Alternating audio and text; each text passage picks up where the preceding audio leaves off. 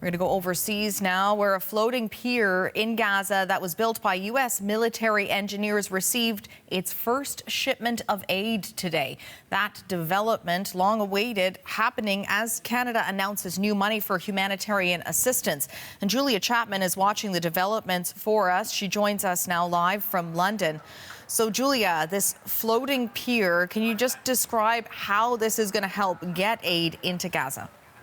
Well, it's a huge operation starting in Cyprus, where humanitarian supplies are gathered and inspected by Israeli forces before they are shipped to a floating platform via commercial shipping companies. There, they're picked up by small U.S. military vessels and taken to this pier, which has been attached to the beach just south of Gaza City. There are trucks then waiting for the aid to drive it to a center at the beach where it is then distributed around Gaza. But of course, this is only part of the equation. Most of the aid has been coming through on convoys over land. There have also been aid drops trying to get into the country, although officials say it's one of the most ineffective ways of getting needed supplies to the Palestinian people living in Gaza. And the UN says that the pier is only part of the solution.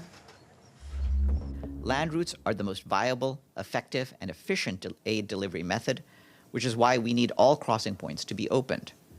To stave off the horrors of famine, we must use the fastest and most obvious route to reach the people of Gaza, and for that, we need access by land now. Israel insists it hasn't been hindering the delivery of aid. It points to 2 crossings that are open at the moment. Provisions are moving through them, but the Rafah crossing in southern Gaza, the border with Egypt, has been closed now for over a week. That's been a really pivotal source of supplies for Gaza, but this pier is really intended to create a consistency of humanitarian supplies.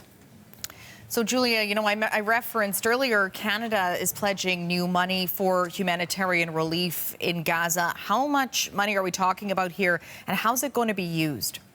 Well, 40 million Canadian dollars has been pledged in fresh money on top of 25 million that was announced last year. And this is going to go to UN agencies and NGOs like UNRWA, the Canadian Red Cross, and others. Part of that will also be going towards supporting the operation of this new marine pier that's getting aid into Gaza.